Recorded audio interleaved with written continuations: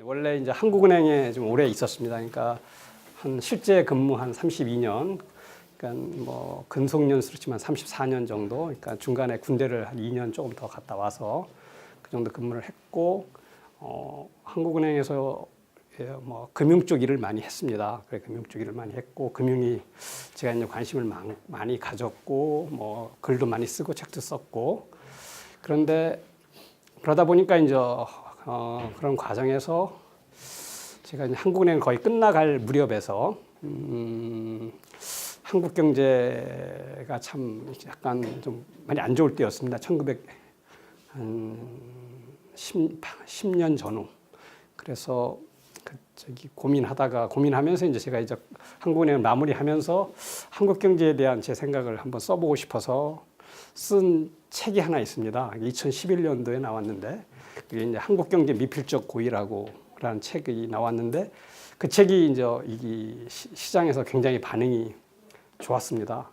좋아서 그때 책 쓸 때는 그냥 이런 책 하나만 내고, 뭐 나도 일반인들 살듯이 좀 편하게 그냥 쉬면서 이제 살아가려고 생각했었는데, 그 책이 시장의 반응이 워낙 좋아서 이렇게 자꾸만 밖에서 불러서 강의도 하라고 하고 얘기도 하라고 그래서 얘기를 합니다. 그 책이 딱 나왔을 때 이제 어떤 이런 논객이, 강호의 논객이 서평을 쓰기를 천하를 제패할 무림 비급이다. 지금도 이게 인터넷에서 천하를 제패할 무림 비급을 치면은 제 책 서평입니다. 제목이고. 그리고 이제 그해 2011년 말에 아주 굉장히 유명한 사람. 그 당시는 그 당시도 꽤 유명했죠. 그분이 이제 제 책을 서평을 또 쓰고, 이렇게 어느 잡지사에다가 올해 나온 책 중에 이제 가장 뛰어난 책이다. 근데 그분이 한국 경제의 미필적 고의라는 책입니다. 그런데 이제 그분이 누구냐면은 문재인 대통령입니다. 그 당시 이제 그 문재인 대통령이 노무현 재단 이사장이었을 때, 그리고 그분이 이제 그 대통령 선거 가기 전에 이제 책을 하나 그분이 쓰신 건 아닌데 그분에 관한 책이죠. 문재인이 서재라고. 이제 문재인이 서재가 이제 문재인 대통령이 대통령 되기 전이지만 항상 이렇게 옆에다 놓고 보시는 책 12권을 이렇게 책을 쭉 썼어요. 거기에 이제 제 책이 이제 들어가면서 제가 이렇게 그냥 정치하시는 분들도 많이 만나고 한국 경제 고민도 같이 고민하고 이러면서 이제 지금 이런 쪽 일을 많이 하는데, 이번에는 이제 한번 금융에 대해서 강의를 좀 해보고 싶어요. 왜 그러냐면 우리가 금융에 대해서 관심은 많은데 한국 사람들이 금융을 참 몰라요. 대부분. 이건 일반인들 모를 뿐 아니라 학자들도 많이 모르고, 또 전문가도 모르고, 또 시민단체 정치하시는 분을 참 모릅니다. 그래서 책도 하나 최근에 이제 작년에 관점을 세우는 화폐금융론이라고, 점을 세우는 화폐금융론, 이런 책을, 이번 강의가 이제 주로 그 책을 중심으로 이루어집니다. 그래서 그 책을 내서 우리가 금융을 좀 많이 알아야 되겠다. 우리가 한국 사람이 모르는 이유 중에 하나는 이게 좀 한 가지 쪽은 뭐냐면, 이 금융에 대해서는 이 음모론 얘기를 많이 합니다. 그러니까 세계 금융은 이 유태계 금융 재벌이 꽉 잡고 있어서 로스차일드 가문 이런 얘기 하면서, 그래서 이제 금융은 그냥 한국 같은 나라는 그런 나라의 그런 어떤 음모론을 꾸미는 거대한 집단의 먹잇감에 불과할 거다. 이래서 이제 금융에 대한 패배의식이 굉장히 많습니다. 한국에. 사실 만나보면 세계적인 금융 거물들을 만나보면 실제 그렇지는 않습니다. 그 사람들이랑 똑같이 내일이 뭐가 일어날지 모르는 사람들입니다. 그렇고, 또 한쪽은 좀 이렇게 진보적인 학자들은 금융을 굉장히 부정적으로 봅니다. 금융은 이렇게 실물 부분에서 이루어 놓은 성과를 이렇게 뺏어가는 거다. 이런 생각을 갖고 있어서 금융이 발전되면은 경제가 불균형이 생기거나 아니면 또 더 나빠질 수 있다. 불평등 같은 게 심해질 수 있다. 이런 얘기를 하면서 이제 금융에 대한 부정적 인식이 커요. 그런데 이제 우리나라 금융을 가만히 들어보면 좀 이상해요. 왜냐하면은 은행들은 굉장히 좋았잖아요. 은행원들 월급도 많이 주고, 그리고 들어가면 참 좋은 직장이고, 건물도 좋고, 뭐 은행 뭐 여기 그 행장이나 회장들은 아주 고액 연봉을 받아요. 그런데 가끔 언론에 보면 한국 금융은 굉장히 낙후돼 있다 이런 말 많이 하잖아요, 그죠? 실제 낙후돼 있어요. 굉장히 낙후돼 있는데 그럼 낙후돼 있는 산업에서 종사하시는 분들이 왜 이리 많이 좋은 보수를 받을까? 그건 굉장히 비정상이거든요. 뭐 그런 거. 그게 이제 우리 한국 농업이 낙후된 것은 다 알잖아요. 농업도 낙후돼 있습니다. 그런데 농업에 종사하시는 분들 힘들잖아요. 소득도 많이 못 올리고. 그런데 금융은 낙후돼 있는데 거기 종사하시는 분들은 소득도 많이 있고 뭔가 좀 잘 이상한 부분이 우리나라 금융입니다. 그러니까 사람들이 잘 모르니까 관심도 없고 또 뭐 정치도 관심 없고 관료도 관심이 없으니까 금융 쪽에 있는 금융 관료나 아니면 금융기관 경영진들이 자기네들끼리 이렇게 좋아지는 그런 상황입니다. 그래서 한국 금융을 좀 제대로 좀 알려보자 이런 생각에서 제가 이제 이렇게 좀 책도 쓰고 수없이 강의도 많이 하고 뭐 신문 칼럼도 참 많이 썼습니다. 경향신문 칼럼도 한 4년 썼고 뭐 인터넷 신문에도 많이 써서 우리나라 금융이나 한국 경제 얘기를 많이 하고 있는데 실제 뭐 이렇게 세상은 잘 바뀌는 것 같지는 않습니다. 그래도 계속 한번 얘기를 해보려고 합니다. 이제 제가 강의할 내용은 사주입니다. 사주인데 그 강의 제목은 금융의 발생과 은행의 출현, 그 다음에 금융, 약자에게 더 필요하다. 이 금융이 강자한테 의미가 또 있지만 약자한테 더 중요한 거다라는 얘기를 좀 한번 해주시려고 하고, 그 다음에 지금 현대 금융이 어떻게 변화되고 있고 앞으로 어떻게 갈 것 같은가, 어느 쪽으로 갈 것 같은가 이런 얘기를 하고, 그 다음에 이제 돈에 대해서 이 돈은 이게 실제 우리 일상의 돈이지만은 좀 약간 경제적 의미에서의 돈 이런 거 얘기를 드리겠습니다. 그래서 아까 좀 잠깐 여쭤봤는데 재테크하고는 직접 관계는 별로 없지만 그래도 이런 금융과 돈의 흐름을 알으면 어쩌면 큰 돈을 벌 수 있을지도 모르겠습니다. 많이 안다면. 그래서 이렇게 한번 강의를 해서 오늘은 이제 금융의 발생과 은행의 출현에 대해서 이제 강의를 해보겠습니다. 보통 금융은 세 가지, 크게 보면 세 가지라고 볼 수 있습니다. 우선 자금의 융통. 그래서 이 자금의 융통을 줄여서 금융해서 금융이 나온 거예요. 그다음 지급결제와 외환거래, 그다음 위험관리, 이 세 가지가 이제 금융 업무의 핵심 분야입니다. 자, 먼저 자금 융통을 보면은 자금 융통은 대출하고 지급보증. 대출은 돈을 빌려주면 다 아는 거죠. 지급보증은 뭐냐면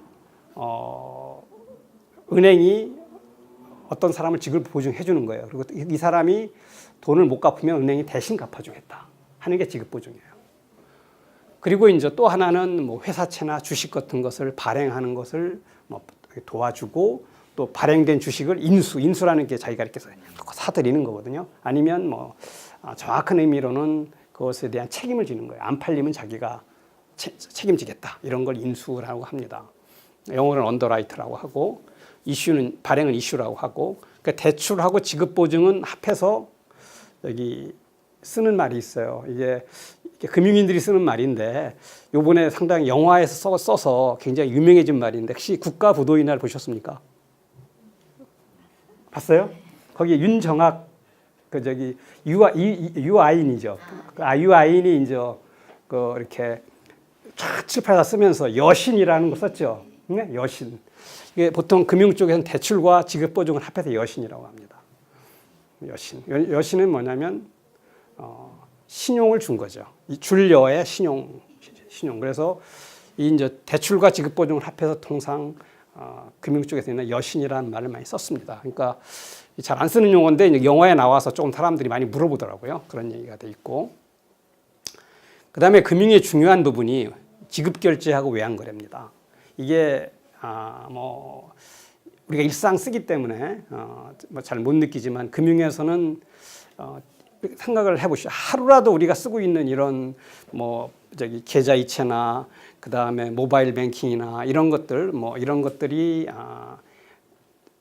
거래가 끊기면 난리 나잖아요. 당장 물건값도 줘야 되고 집값도 주고 막 이래야 되는데, 그리고 아니면 뭐 전 세입자들 송금도 하고 이런 문제들이 이루어지는 게 지급결제입니다. 지급결제는 가장 초보적인 지급 결제가 현금을 주는 거고, 그 다음에 조금 발전된 게 어음, 수표, 그 다음에 신용카드, 나 계좌이체, 이제 모바일로 가고, 그 다음에 이제 조금 복잡하가면은 그 외화 국가 간 거래에서의 외화 송금, 그 다음에 이제 수출환원이라고 물건을 수출하고 그 대금을 결제하는 과정을 이제 수출환원을 통해서 일어납니다. 이건 좀 뒤에 좀 자세히 설명해 드릴게요. 수출환원은. 그 다음에 이제 최근에 이제 그 새로운 시도가 나오는 게 이제 블록체인이라고, 뭐 한때 그 비트코인하고 블록체인 굉장히 인기가 많았고 뭐 투기 바람도 불었잖아요. 비트코인이. 거기에서 이제 그 블록체인을 통한 송금이 현재는 가능합니다. 그러니까 블록체인을 이루는 송금. 이것을 이제 뒤에 한번 설명하겠지만 그러니까 분산 원장 방식의 송금이다. 지금은 이 신용카드건 계좌이체건 외화 송금 이런 것들은 대부분 중앙 집중식입니다. 그러니까 이게 우리는 다 이렇게 각 개인이 다 이루어지지만 다 정보는 한 군데 모여요. 우리나라는 어디서 모이냐면 금융결제원이라는 곳에 모입니다. 거기서 모여서 최종적으로 그걸 정산을 해서 은행간끼리 다 적응을 합니다. 왜냐하면 다 거래은행도 틀리고 뭐 은행마다 계좌도 틀린데 그런 거래들이 다 이렇게 복잡하게 일어났다가 나중에는 다 정산이 이루어지는 겁니다. 그런 시스템이 이제 지급결제 시스템이죠. 가장 초보적인 건 현금이죠. 현금은 서로 이렇게 주고받으니까. 그리고 뭐 미국은 많이 썼는데 수표로 이렇게 봉투에 넣어서 미국에서 갔다 오신 분들 많을 거 아닐 겁니다. 제가 전기요금 낼 때 미국에서는 지금도 해요. 유럽이나 이런 데 많이 쓰는 게 내가 수표책이라는 걸 혹시 저희들은 한 80년대 초반에 수표책 썼었어요. 저희들 세대만 해도 가계수표라는 거. 근데 좀 젊은 세대는 모를 텐데 미국은 지금도 쓰고 유럽은 조금 거의 사라졌고요. 그러면 수표책을 거래하는 은행에 가면 수표를 책을 줘요. 이렇게 긴 책에서 한 50장, 또 20장 이렇게 붙어 있어갖고 그걸 한 장씩 뜯어서 자기가 11만 원 딱 써갖고 내가 전기요금을 내려면 딱 써갖고 한전에다가 한국전력에다가 이렇게 보냅니다. 그럼 그거 이제 전기요금 그렇게 냈어요. 지금 미국 사람이 많이 그렇게 해요. 수표로 내는 거. 그러니까 지금 결제죠. 그런 거 찍 쓰고 어음은 이제 뭐 이렇게 수표는 바로 지급을 제시하면 바로 돈 달라고 하면 주는 게 이제 그 수표고 어음은 뭐 일주일, 한 달, 3개월 후에 돈을 주겠다 하는 게 어음이고 그런 차이가 있습니다. 뭐 신용카드 계좌 이체는 거 알고 그다음에 위험관리 보통 금융기관을 위험관리 기관이라고 합니다. 위험관리. 그러니까 금융기관은 그냥 돈을 버는 게 아니고 그 위험을 관리해주거나 위험을 자기가 책임져주면서 돈을 버는 거예요. 자, 대출을 한번 봐요. 우리가 옛날에는 개인끼리 돈을 빌려주잖아요. 개인끼리 돈을 빌려줄 때는 내가 이 사람한테 돈을 돌려받을 걸 여러 가지 재보고 돈을 빌려줄 거 아닙니까? 근데 요새는 뭐 제가 은행에다 예금하면 은행이 그 일을 대신해 주는 거예요. 그런 어떤 돈을 회수 못할지도 못하는 위험을 은행이 대신해 주고 은행은 사이에 있는 그 예대 마진이라고 예금금리하고 대출금리 사이에 은행을 수익으로 잡는 거죠. 은행이 대신 위험 관리를 해주는 거예요. 그때 위험 관리에서 이제 하는 가장 중요한 게 이제 신용평가죠.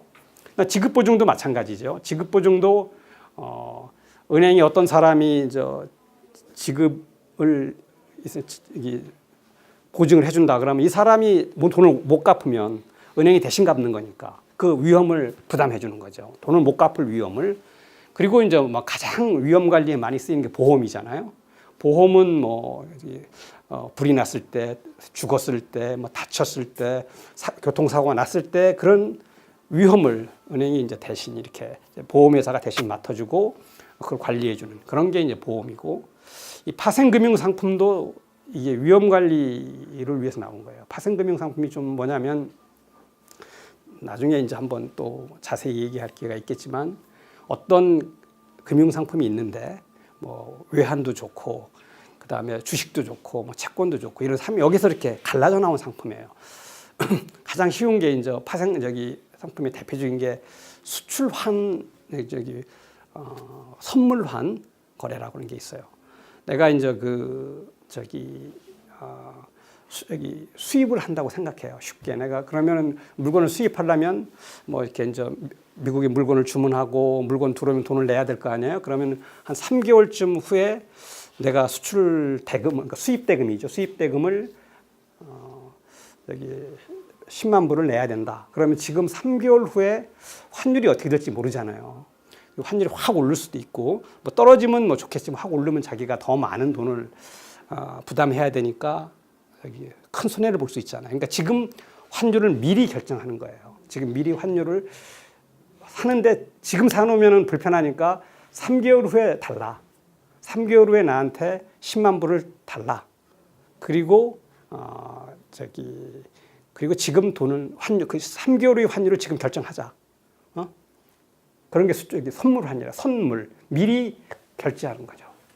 이것도 이제 재밌는 아주 복잡한 이런 것들도 이 수입업자가 환율이 어떻게 변동될지 모르는 위험이 있잖아요. 위험을 은행이 대신 부담해 주는 거잖아요. 그리고 이제 은행은 여러 가지 자기 나름 생각을 해서 3개월 후 환율은 요 정도 받으면 되겠다. 뭐 여러 가지 비용 생각해서 그럼 환율은 고 환율로 이렇게 이제 계산해 주고 은행은 위험을 부담하면서 수수료도 벌고 하는 거죠.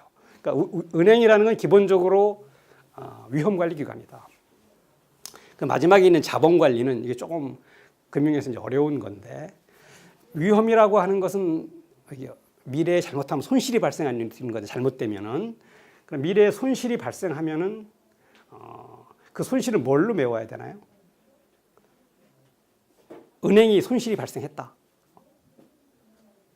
여러분들이 뭐 사업을 하다 손실이 발생했다. 그럼 뭘로? 내 돈으로 메꿔야 되잖아요. 그죠? 그걸 자기 자본, 자기 자금으로, 자기 자본으로 메운다. 그래서 위험 관리 최종 때는 자본 관리예요. 왜냐하면 내가 갖고 있는 자본, 자기 자본을 어떻게 위험하고 맞춰서 그러니까 내가 금융기관을 경영하면서 얼마만큼의 위험을 부담하고 그 위험이 실제 얼마만큼의 손실로 나타날 것이냐 그걸 계산을 해보고 거기에 맞추는 그 자본을 관리하는 거 그게 은행 경영에서 이제 가장 어렵고 최종 단계의 관리입니다. 그러니까 자본 관리도 금융기관의 입장에서 보면 최종적으로 위험 관리의 실질적으로 가장 중요한 부분이다.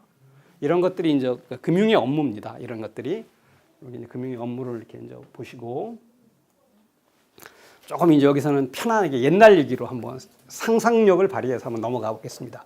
금융의 이제 기본, 이 이제 자금 융통, 돈이 없는 곳에서 있는 곳으로 흐르게 하는 건데, 이것이 언제 어떻게 생겼을까? 뭐 그냥 상상, 이건 누구도 몰라요.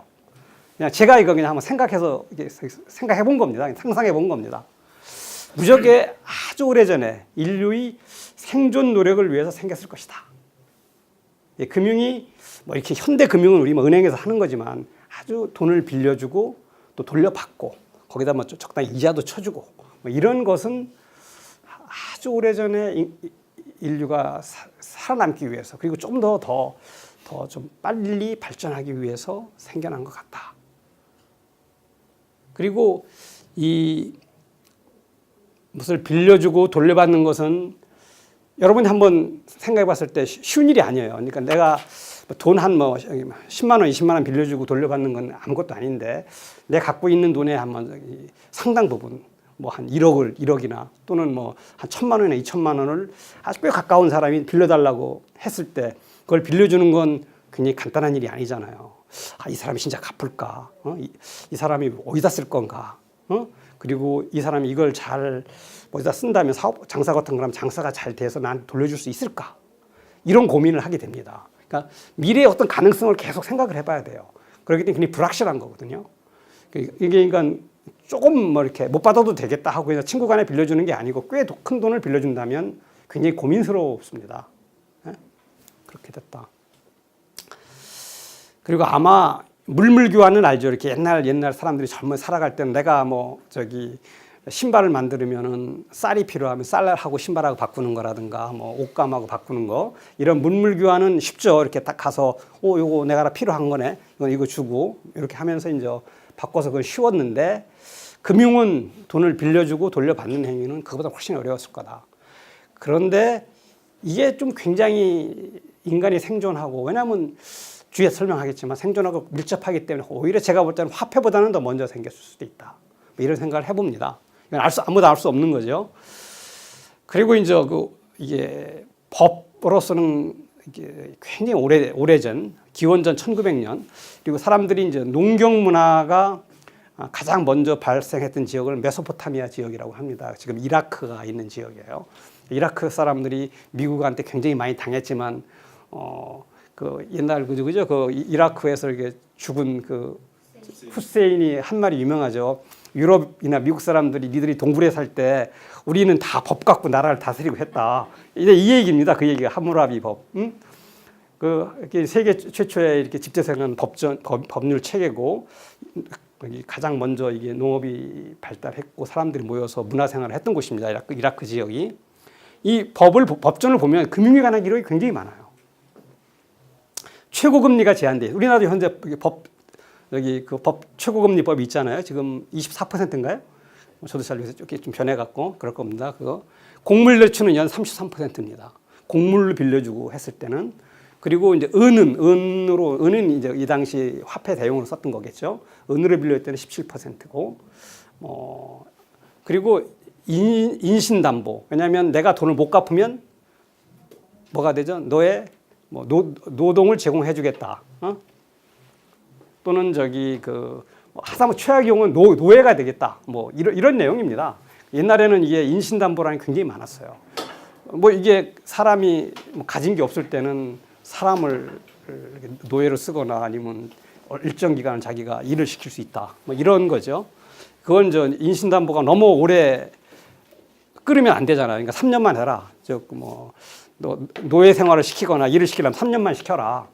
이걸 10년이나 30년 이렇게 시키면 큰일 나니까 이런 제한이 있었고, 그 다음에 이제 채무자가 빚을 못 갚는다 하더라도 채권자가 막 가서 그냥 그 돈 빚을 갚는다고 뺏어오지는 못한다. 이것은 적어도 지금 현대처럼 이렇게 강제 집행을 시키는 거죠. 이렇게 지금 법원에서 강제 집행 대신 해줘야 되잖아요.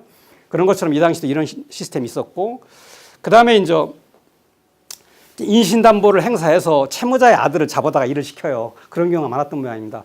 일을 잘 안 하면 팰 수도 있고, 일을 세게 시킬 수도 있고, 밥도 안 줄 수 있잖아요. 그러다가 숨지면 그 채권이 무효가 될 뿐 아니라 거꾸로 아들이 그렇게 벌을 주. 옛날 함무라비 법전은 이게 유명한 게 있잖아요. 눈에는 눈, 이에는 이. 여기에 나오는 얘기입니다. 그렇기 때문에 이렇게 이제 했죠. 이걸 가만히 보면은 이 당시도 고리대금업이 굉장히 성행했다. 그리고 이것이 많은 사람들한테 피해를 주고 있었다. 이런 얘기입니다. 그러니까 이런 걸 규제하는 거죠. 최고금리도 규제하고 인신담보 행사도 제한을 하고 마음대로 돈 못 가지고 채권자라고 가지 못하게 하고, 그래도 채무자 아들 일 시킬 때도 좀 인간적인 대우를 해서 시켜라. 이런 조항이 있었던 걸로 봐서는 고리대금이 굉장히 많았고 굉장히 피해가 많았었다. 그러니까 금융의 뿌리는 생각보다 굉장히 깊다. 이때는 금융이 굉장히 체계화됐을 때였죠. 기원전 2000년 정도에. 그렇다. 그러면 금융이 언제 어떻게 발생했을까? 제가 볼 때는 금융은 이제 자선과 약탈 사이에서 발생했을 것이다. 이 자선과 약탈은 굉장히 본능적인 행위입니다. 우리가 먹을 것이 없거나 이러면은 어떻게든지 훔치든가 해야 되잖아요. 남의 걸 뺏든가. 이 동물을 보면은, 동물은 자기가 먹을 거 없으면 막 주변에 찾다 보면은 남의 거 뺏게 돼요. 그리고 아주 먹을 게 많아도 풍성하면은 가끔 동물의 세계가 영상을 보면은 사자가 사냥을 시컷 먹고 나서 자면은 그게 좀 남은 거 있잖아요. 다른 것들이 와서 먹어도 가만두잖아요. 예? 이게 충분히 먹은 다음에는 쫓지를 않습니다. 일종의 자선이죠. 먹어라. 내가 사냥한 거지만 다른 동물이 와서 먹어도 좋다. 그러니까 결국은 약탈과 자선은 제가 볼 때는 인간의 본능에 가까워요. 그러니까 제가 여유가 있고 마음도 이럴 때는 남한테 베풀 수도 있고, 진짜 힘들으면 결국 남의 걸 뺏어올 수밖에 없는 이런 거다. 예? 그래서 이런 약탈과 자선은 원시 인류도 보유했을 거다. 그런데 이게 이제 들어가 보면 약탈은 굉장히 파괴적입니다. 그리고 자선은 비생산적이다. 왜냐하면 약탈하려면 그 당시 이제 사람이 동물한테 약탈하는 거 아니고 대개 약탈한다면 같은 인류 종족이나 집단들끼리 약탈이 이루어졌을 거 아닙니까? 그럼 약탈을 하려면 상대방을 죽이거나 상대방이 그냥 뺏기진 않을 거니까, 또는 그런 저항하는 과정에서 자기가 뺏는다 하더라도 자기도 막 다칠 수도 있고 죽을 수도 있고요. 자기 동료가. 그리고 또 가봤더니 뭐 실제 있는 줄 알았더니 없을 수도 있잖아요. 그러니까 뭐 그냥 서로 피해만 보고 아무것도 수확이 없을 수도 있고. 이게 파괴적이죠. 그리고 약탈이 막 일상화되면 어떻게 돼요? 자기가 저기 뭐 사냥을 하거나 이렇게 농사를 진 물건을 지키는 사람이 있어야 되잖아요. 불필요한 일이 옛날 같으면 그냥 약탈이 없을 때는 잘 두고서 계속 이게 잡아다 놓고 일을 하면 되는, 거기 기르면 되는데 그걸 지키는 인력이 필요하되고, 또 여자나 힘이 약한 여자나 노인 이런 사람들은 그냥 쉽게 죽을 수 있잖아요. 그죠? 굉장히 파괴적이다. 그리고 비생적이 효율이 떨어지고, 그리고 자선은 주는 건 좋은데 주다 보면은 받는 사람이 이제 많아지면 받는 사람이 많아지면 그 구성 공동체 자체의 생산성이 떨어지고, 또 받는 사람은 내가 되게 갚아야 된다는 생각을 하게 되면 더 많이 일을 하게 되잖아요. 이걸 갚아야 되니까. 그래서 되게 갚다는 생각이 없는 것보다는 있는 것이 더 생산성이 높아질 수 있고, 그리고 또 어떻게 보면은 받는 게 꼭 좋은 것만은 아니에요. 약간 사람이 좀 여러 번 받다면 비굴해 질 수도 있고, 하여튼 안 좋아요. 근데 이걸 내가 남한테 도움을 받았지만 이걸 되게 갚는다. 거기다 이자까지 쳐서 갚는다 생각하면 도움을 받았지만 떳떳하잖아요. 그러니까 더 그런 면에서는 좋고. 그래서 결국은 이 약탈과 자선보다는 정당하게 이렇게 빌려주고 어떤 적절한 이자를 쳐서 갚는다면 그것이 훨씬 더 경제를, 사회를 더 잘 돌아가게 하는 것 같다. 그렇기 때문에 금융이 나왔을 것이다 라고 생각합니다. 그리고 또 하나 제가 생각해 본 것은 이 동물 세계에는 금융은 없죠. 이렇게 금융 세계도 이렇게 사자가 내 표 먹으라고 하는 건 있지만 그거 먹었다고 다음에 너 그거 먹은 거 이자 쳐서 갚아라 하는 동물은 없을 것 같아요. 그러니까 금융은 아마 인류만이 하는 것 같아요. 종교와 비슷하게. 굉장히 특별한 해입니다. 그리고 우리 현생 인류가 호모사피엔스라고 합니다. 그리고 우리 현생 인류와 비슷한 사촌들이 네안데르탈인도 있고, 그 다음에 호모 엘렉트루스도 있고 있는데, 이 호모사피엔스가 그게 이제 우리예요. 우리 바로 조상인데, 아프리카에 나와서 전 세계로 퍼져나가면서 다른 지역에 있던 우리가 사촌들이죠. 우리가 비슷한 인류들을 다 없앱니다. 그러니까 이게 워낙 강해서. 그래서 제가 볼 때는 이게 이제 금융도 이 호모사피엔스가 우리가 굉장히 오래된 우리 행위인데, 그 호모사피엔스가 최상위 포식자로 올라서는데 크게 기여한 것 같다. 이 금융이 굉장히 생산성을 높이는데 기여합니다. 그리고 근대 이후 금융이 있는 경제와 없는 경제는 성장하는 속도의 차이가 엄청납니다. 금융이 없으면 사업을 하거나 새로운 사업을 하거나 새로운 장사를 하거나 농업 같은 걸 질 때 돈이 있는 사람만 할 수 있잖아요. 돈 없는 사람들은 그냥 새로운 사업을 못 하는 거니까. 그리고 금융이 없으면 약탈을 하거나 자선을 기댈 수밖에 없어요. 내가 대흉년이 졌는데 내가 급하면 씨앗도 다 먹어야 되잖아요. 그럼 농사 못 짓는 거고, 또 어떤 재해가 일어나면은 태풍이나 불거나 하면은 농기구나 이런 걸 다 집도 날아갈 수 있는데, 그때 누가 도와주지 않거나 금융이 없으면 굶어 죽잖아요. 그죠? 도둑이 될 수밖에 없고. 그러니까 사회가 굉장히 비생산적이 되죠. 이때 돌려줄 걸 대비해서 빌려준다면 훨씬 더 좋다. 그래서 결국은 경제사를 보면 금융이 잘 발달된 나라들은 빠르게 성장을 합니다. 그리고 일자리도 늘어나고 생활도 좋아지고 경제도 탄탄해지고, 그런 면이 있지만 또 한편으로 금융이라는 것은 약탈적 특성이 있어요. 왜냐하면 강자가 돈을 많이 가지면 그것을 이용해서 이렇게 이제 대표적인 게 고리대금업이죠. 돈을 빌려주는데 많은 이자를 요구하면서 강한 사람, 약한 사람을 수탈할 수 있는 거, 약탈할 수 있는 거죠. 그래서 이제 그런 걸 약탈적 금융이라고 합니다. 그러면서 이제 불평등 원인이 돼요. 그러니까 금융이 칼과 같아서 어떤 면에서는 굉장히 경제나 사람의 생활에 기여를 하지만 또 한쪽에는 흉기가 돼서 사람을 힘들게 하는 거죠. 그러니까 우리나라의 진보 학자들은 나쁜 점을 계속 보는 거예요.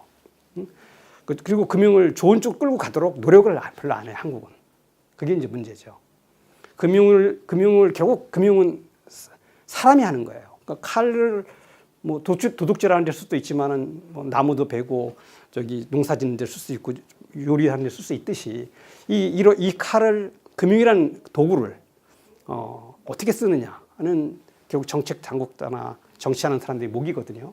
근데 우리는 금융은 거의 이렇게 뒤에 또 하게 하겠지만은 이게 무관심, 이게 방조된 상태다 이렇게 생각을 합니다. 금융이 아까 말씀드린 약탈과 자선사에 나왔지만은 인간이 탐욕 때문에 결국은 그대로 두면 약탈 쪽으로 흐르는 경향이 있다. 그래서 이는 뭐 법이나 제도, 뭐 종교적 규율, 도덕적 설득 등으로 잘 안 됐다. 그래서 고리대금업은 아주 옛날부터, 그러니까 함무라비 법전 이전부터 지금 21세기 지금도 존재합니다. 특히 뭐 선진국에 다 있어요. 미국, 영국 같은 나라, 즉 이렇게 복지가 좀 부족한 나라에 고리대금업이 다 있다. 그리고 특히 중세는 성경대로 살아가려고 노력했던 시대잖아요. 결국은 그 중세 유럽은 로마 카톨릭의 어떤 정신에 의해서 움직인 나라인데 그때 이제 성경의 신명기에 동족 간에는 어떠한 이자도 받지 못하도록 되어 있기 때문에 고리대금을 하면은 파문이 되는 거였어요. 이 당시에 파문이 되면 인간으로 인정을 안 하는 거니까. 굉장히 강한 규제가 있었는데도 고리대금이 있었고 또 이제 많은 사람들이 고리대금업을 이라는 것도 규제를 피하기 위해서 사람들은 항상 어떤 규제가 생기면 그걸 피하기 위해서 새로운 기법을 만듭니다. 그것이 이제 그때 중세에 나온 것이 센서스라고 하는 거, 그 다음에 돈을 빌려주는데 출자 형식으로 빌려주는 거, 환호, 이 세 가지는 간단히 설명을 해드릴게요. 센서스는 뭐냐면 내가 땅을 갖고 있거나, 그 다음에 아니면 내가 뭐 어떤 광산 같은 걸 갖고 있어요. 또는 뭐 정부라고 하면은 정부도 돼요. 그러면 그 사람들이 이게 이제 이걸 담보로 주는 거예요. 광산이 있다. 또는 뭐 토지가 있다. 그러면 여기서 수익이 나오잖아요. 수익이 나오면 이 수익을 너희한테 주겠다. 그 대신 난 돈을 빌려달라. 이렇게 하는 거죠. 그러니까 수익증권이죠. 어떤 수익이 나오는 재산을 담보로 돈을 빌리고 그 수익물을 나눠주는 겁니다. 뭐 지금도 뭐 그런 식의 대출이 있을 수 있죠. 그러니까 이런 것은 이게 이제 이자를 받는 게 아니고 수익을 나눠주는 거기 때문에 교황청에서도 무기를 한 거예요. 그 다음에 이제 출자를 해줘. 어떤 애가 이제 사업을 하는데, 뭐 조합을 만들어 사업을 하는데 출자를 해라. 그러면은 이제 이 출자를 할 때, 출자라고 하는 것은 이익금을 나눠줘야 되는 거잖아요. 그죠? 그런데 이제 특별한 조합원을 따로 둬요. 너희들한테는 이익과 관계없이 항상 뭐 1년에 10% 또는 20%씩 수익을 주겠다. 그러면 이자하고 똑같은 거잖아요. 그러니까 특별 대출. 뭐 그런 것들이 이제 출자 형식을 한 대출이고, 이 환어음은 이제 수출 쪽에 종사하시는 분들은 많이 아는데 일반인들하고는 좀 생소하고 우리나라에서는 잘 안 쓰이는 우리나라 일반에서는 안 쓰이는 거예요. 보통 수출 거래에서는 지금 많이 쓰이는데 이때 환어음은 이때 아주 번성을 했어요. 역사는 더 오래됐지만 중세 시대 때 아주 번성한 제도가 환어음이에요.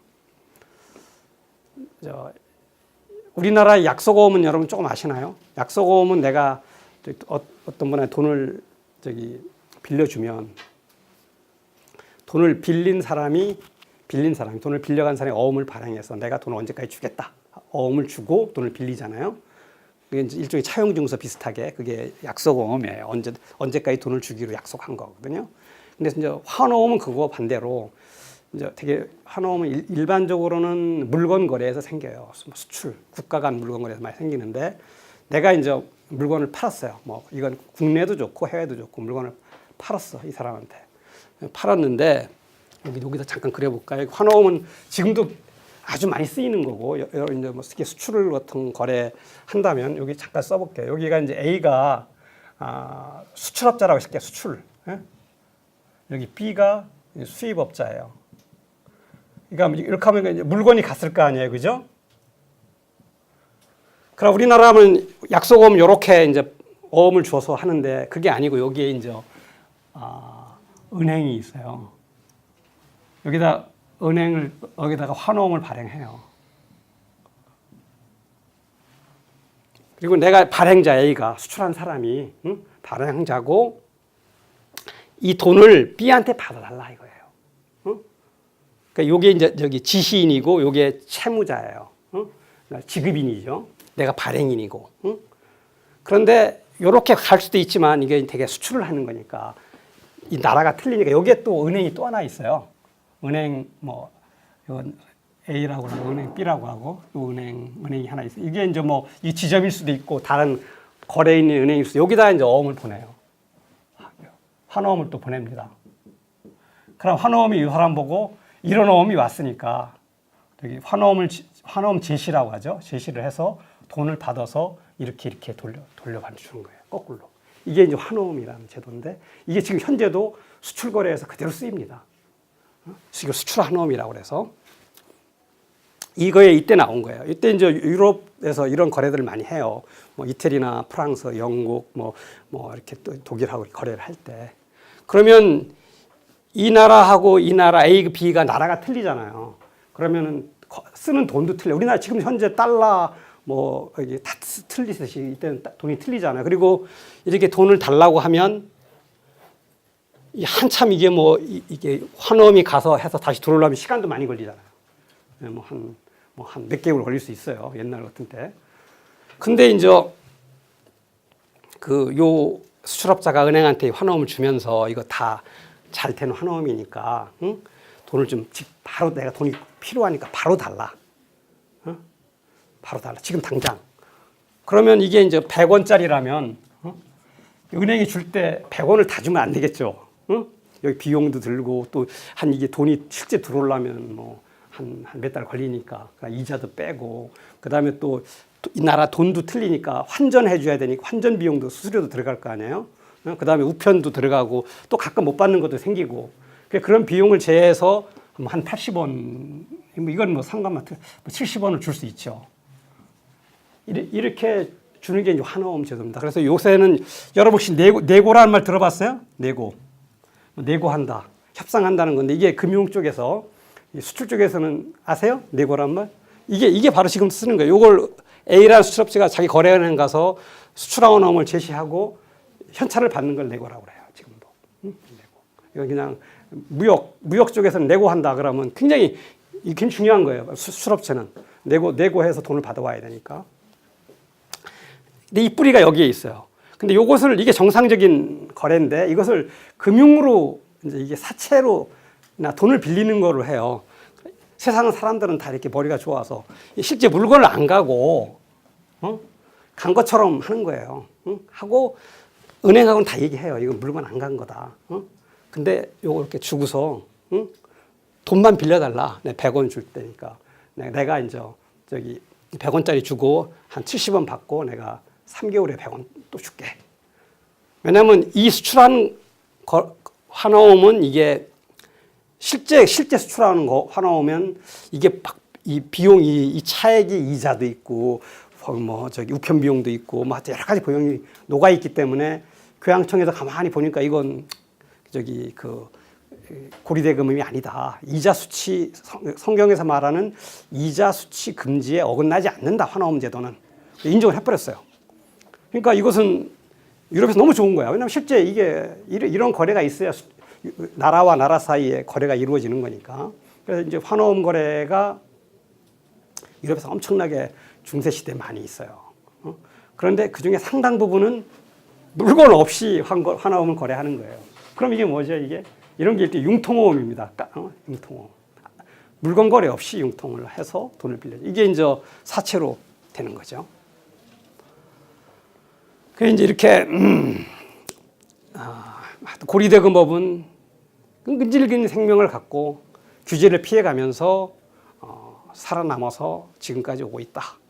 그리고 이제 금융이 발전되면서 약탈적 금융의 형태도 더 변한다. 우리가 이제 말한 고리대금업, 과다한 이자를 받는 거, 고리대금업인데 이것 말고도 또 하나가 이제 상환 능력이 부족한 사람의 돈을 빌려주는 거예요. 그래서 이제 집도 뺏거나, 응? 뭐 이렇게 하는 거.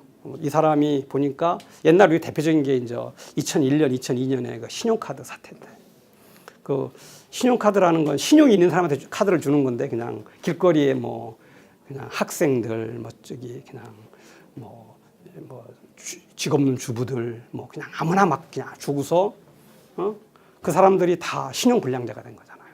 돈을 못 갚으니까. 그런 것도 이런 약탈적 금융입니다. 그리고 금융 지식이 부족한 사람에게 그 부주 이용하는 거. 이 이제 후순위 채권 같은 게 있어요. 그건 뭐냐면 맨 마지막에 갚겠다는 채권이에요. 그러면 그 예금자 보장이 안 돼요. 금리가 굉장히 높아요. 옛날 그 2000년대 초반에 그게 이제 그 상호저축은행 같은 데서 후순위 채권을 발행해요. 그럼 5천만 원까지는 예금 보장이 되는데 그건 예금 보장이 안 됩니다. 그 대신 금리가 한 2배, 3배 높아요. 그러나서 또 발행해 줄 때 통장하고 똑같이 통장에다가 후순위 채권이라고 쓰고 글씨를 깨알같이 이것은 여기 후순위 채권으로 예금자 보호가 안 됩니다. 이렇게 써서 금리가 높으니까 뭐 그냥 가서 사람들이 많이 투자를 했죠. 이런 것들 이게 잘 모르는 사람한테 또 이제 뭐 은행은 아마 대출이라는 힘을 갖고 있기 때문에 힘의 우위를 이용해서 보험도 팔고 가끔 은행 거래하다 보면 이런 일이 있습니다. 적금도 들으라고 하고 이걸 꺾기라고 하는데 금융용어로 이 꺾기를 하는 거 이런 것들도 일종의 이제 넓게 보면 약탈적 금융이다 합니다. 자 이렇게 이제 이렇게 금융이 이제 있었고 여기에 이제 은행이 어떻게 생겼는지를 이제 먼저 설명을 드릴게요. 은행은 예금 대출 지급 결제라는 걸 해요. 그러니까 은행이 이게 어떤 금융기관이 은행인지 아닌지를 구분할 때 은행은 나라마다 좀 틀린데 은행이 아닐 때 중요한 게 예금 대출 지급 결제를 온전히 하느냐 이걸 항상 봐야 돼요. 이것을 다 완전히 해야 진짜 은행이고 그리고 이 세 가지를 해야만 신용 창조를 통해서 예금 통화를 만들 수 있어요. 이게 좀 어려운 말인데 뒤에 또 이제 아마 한번 설명할 때 약간 여기 알아만 두시고 예금 대출 지급 결제를 해야 된다 이렇게 아시면 됩니다. 은행은 옛날에 이제 뭐 대출도 있고 은행 형태 비슷한 건 있지만 현재의 모습을 갖춘 은행은 지금 뿌리가 2개가요. 하나는 북부 이태리가 있고요. 또 하나는 영국이에요. 1300년대 북부 이태리에서 이때 아까 말씀드린 대로 이제 고리대금업 이런 것들이 이제 환전 이런 것들 여기서 발전을 합니다. 왜냐하면 이 고리대금업은 동족 간에 성경에서 이렇게 이자를 못 받게 돼 있지 이민족 간에는 받을 수 있어서 유태인들이 이태리 북부에서 고리대금업을 시작을 합니다. 그래서 거기가 금융 시작이고 또 하나는 이태리 북부는 그 당시 동방하고 유럽하고 연결시키는 지역이에요. 베네치아나 뭐 피렌체나 뭐 이런 지역들이 그래서 이제 이쪽에는 이렇게 무역이 많았으니까 환호음 제도가 많고 또 이태리에 뭐가 있죠? 교황청이 있습니다. 교황청이 있으면 유럽의 각지에 카톨릭 국가에서 교황청에 돈을 보내잖아요. 이게 이제 교회에서 이렇게 돈을 내면은 그 돈이 다 최종적으로 쓸 돈 빼고 교황청으로 모입니다. 그러니까 교황청으로 모이는 돈은 유럽 각국의 모든 돈이 다 와요. 근데 그것을 이제 환전을 해야 되잖아요. 돈을 환전하고.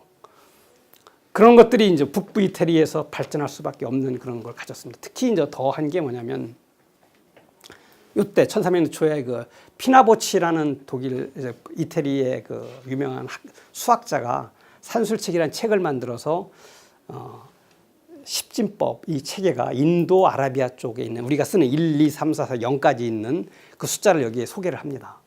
이전까지는 피나보치 산술책이 소개되기 전까지는 유럽은 지금 로마자 시계에 보면은 이렇게 써서 1, 2 쓰는 게 있죠. 그래서 그걸로 더하기 빼기 곱하기를 했어요. 근데 저는 그걸 어떻게 더하기 빼기를 하는지 모르지만 그거의 더하기 빼기는 지금의 미적분보다 더 어렵대요. 뭐 그러니까 이걸 만약에 계산을 하다 보면 뭐 그냥 아주 훈련받은 소수만 로마자 숫자로 계산을 할 수 있는 거예요. 근데 이게 산술치고 들어서 십진법이 탁 도입되니까 얼마나 쉬워. 웬만한 사람은 다 계산할 수 있는 거예요. 그러니까 이 수학이 퍼지니까 이게 환전도 쉬워지는 거고 이자 계산도 쉬워지는 거고 이러면서 이제 북부 이태리가 그냥 빠르게 금융이 발전할 수 있는 기반이 됐다. 그리고 우리가 쓰는 이제 뱅크, 즉 은행을 뱅크라고 하잖아요. 이때 이제 북부 이태리에서 사람들 이런 탁자를 놓고 여기서 이제 앉아서 외국 돈을 바꿔주거나 돈을 빌려주거나 이렇게 했어요. 이 탁자가 그때 거기서는 뱅크라고 했대요. 그 어원이 이제 지금 은행이 된 겁니다. 그러니까 은행의 어원이 여기서 나온 거예요. 그리고 이 당시에 이제 최고의 은행 가문이 메디치 가문입니다. 1300년대부터 시작해서 한 300년 정도 유지된 여기 이 중세 최대의 가문이죠. 뭐 교황도 이 가문에서 많이 나왔고, 뭐 여자들은 뭐 프랑스 왕비 뭐 이런 데 많이 나왔고, 그리고 우리가 잘 아는 뭐 미켈란젤로도 이 집안에서 후원을 받아서 미술 작품을 했고, 또 더 갈릴레오도 이 집안의 후원을 받아서 학문 생활을 했고, 그리고 그 마키아벨리라고 아시죠? 그 뭐 이렇게 군주론을 쓰신 분이 이 가문사, 이 집안 역사를 마키아벨리가 씁니다. 그런 정도로 이제 이 최대의 집안이었죠. 여기가 이제 여러분 유럽 갔을 때 피렌체 가보셨죠? 피렌체를 기반으로 한 금융 가문입니다. 그래서 이게 이제 여기서 이제 금융이 이제 시작을 했고, 또 하나의 금융은 1600년대 영국에서 시작을 합니다. 왜냐하면 영국의 이제 부자들은 귀금속이나 갖고 있는 돈을 왕실에 있는 그 런던 탑이라고 있어요. 그 안에다 거기 조폐국 창고가 있네. 거기다 예치를 했어요. 근데 1600년대 그 찰스 1세인가 거기가 돈이 부족하니까 옛날 왕들은 지멋대로하는 사람이 많았잖아요. 그러니까 자기 그 왕궁 안에 금고에 돈이 많은 거예요.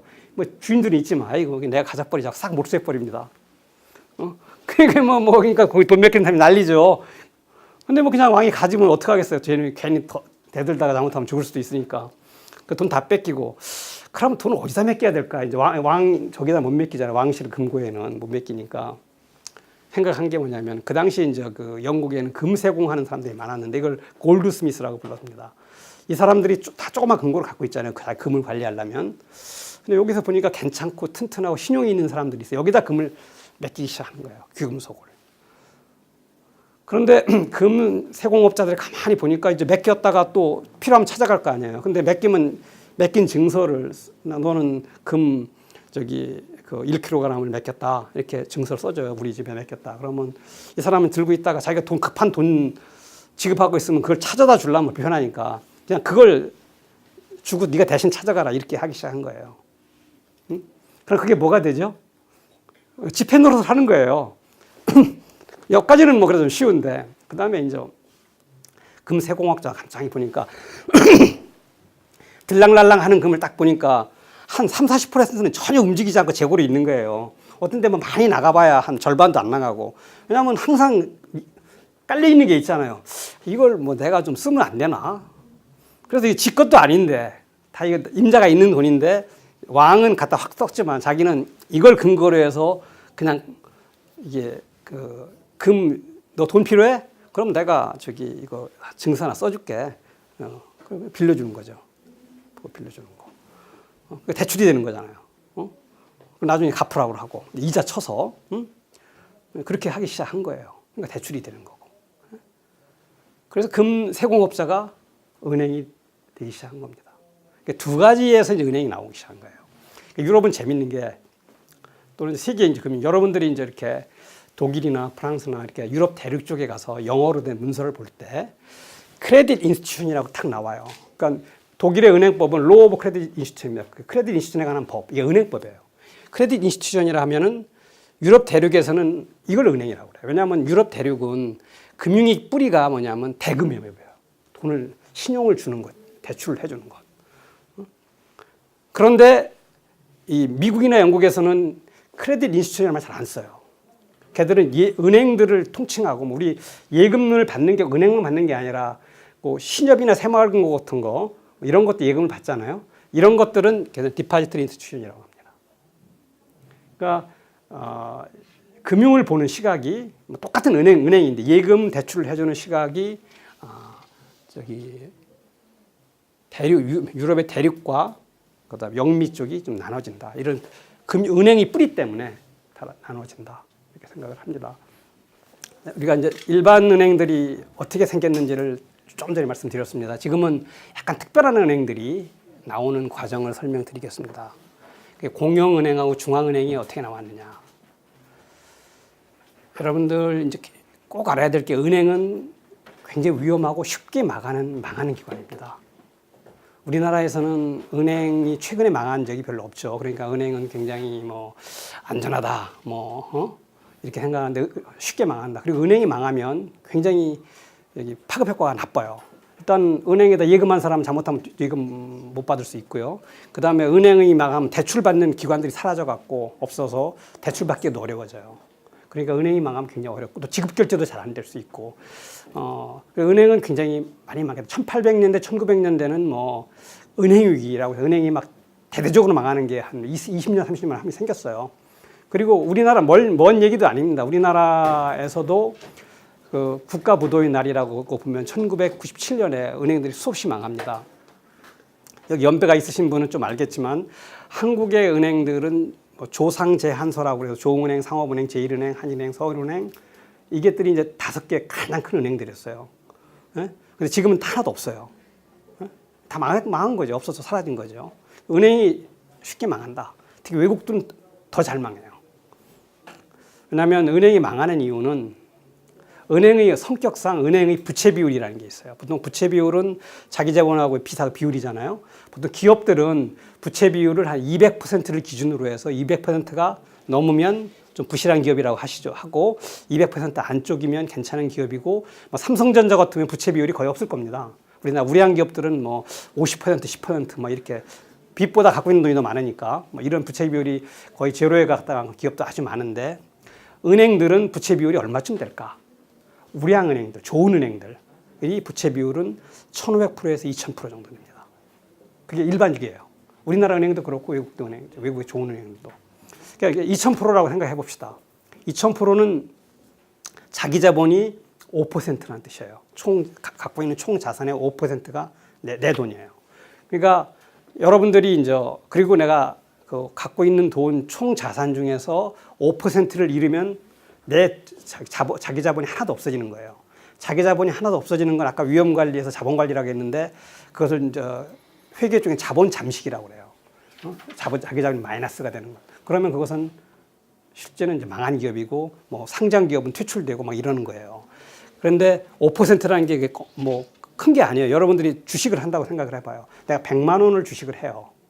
해서 주식이 좀 해서 시장이 잘못돼서 5만 원 날리는 거 쉽죠. 100만 원 중에 100만 원 주식을 했는데 5만 원 날리면 은행이 이제 덩치가 크지만 은행이 갖고 있는 돈 중에서 5%가 투자를 잘못했거나 대출을 잘못해서 날라가면 은행이 갖고 있는 자기 자본은 사라지는 거예요.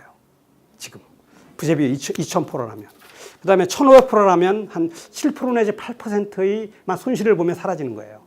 그러니까 뭐 경제가 나빠져서 아차하게 돌아가면 자기 갖고 있는 총 자산에 운용하는 자산에 5% 10% 날아가는 건 쉬운 일이에요.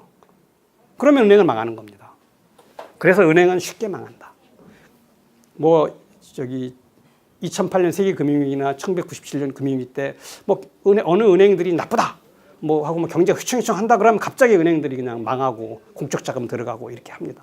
그러니까 은행들은 여러분 굉장히 공개 알아야 돼. 지금 우리나라 아주 잘 돌아가는 신한은행, 국민은행, 하나은행도 한순간 하면 한 일주일이나 한 달 사이에 그냥 사라질 수 있다.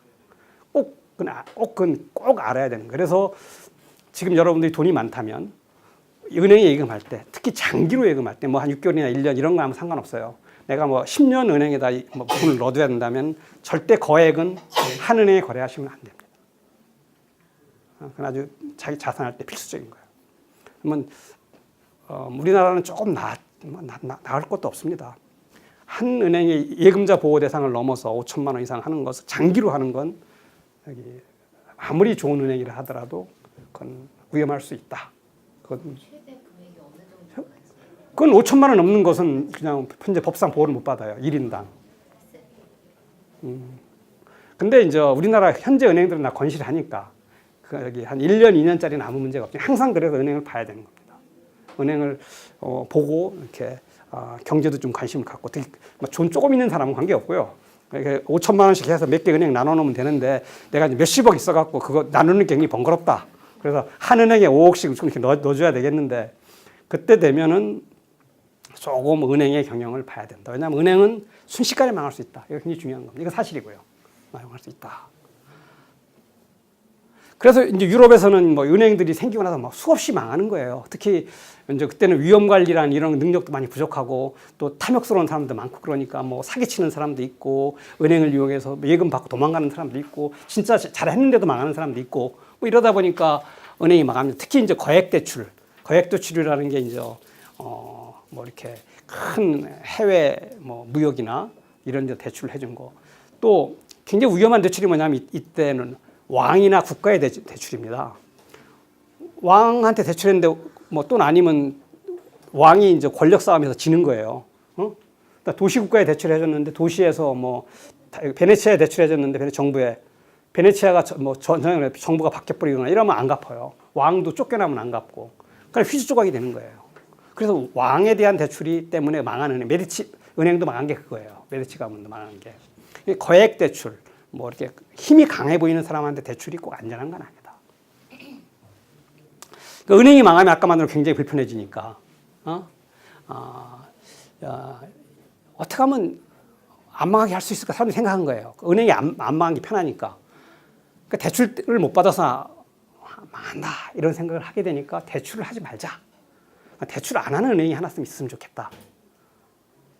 그래서 이제 예금만 수취하고 지급결제만 하는 은행을 만드는 거예요. 사람들이 다 이렇게 필요하면 만듭니다. 그리고 나서 그 대출을 안 하면 어떻게 돼요? 이자가 안 들어오니까 비용이 커버 못 하잖아요. 그러니까 세금을 줘서 하는 겁니다. 그런 은행들이 생겨요. 그게 이제 공용은행들이 생깁니다. 그게 특히 베네치아에 이제 많이 생기는데 베네치아에 처음에 생기고 리아트 은행이 생기고 그다음에 이것이 나중에 지로라는 은행 이름이 바뀌어요. 여러분 지로라는 말 들어보셨죠? 지로가 뭐죠? 지로용지. 지로용지가 자금 이체하는 거잖아요. 여기서 나온 말이에요. 이태리 말. 왜냐하면 이게 이 지로은행이라는 게 이게 가장 대표적인 그 자금 이체하고 여기 예금만 받는 은행이거든요. 이때 이제 지켜지는 원칙이 예금 불가침의 원칙. 예금을 받은 것은 절대 손대면 안 된다.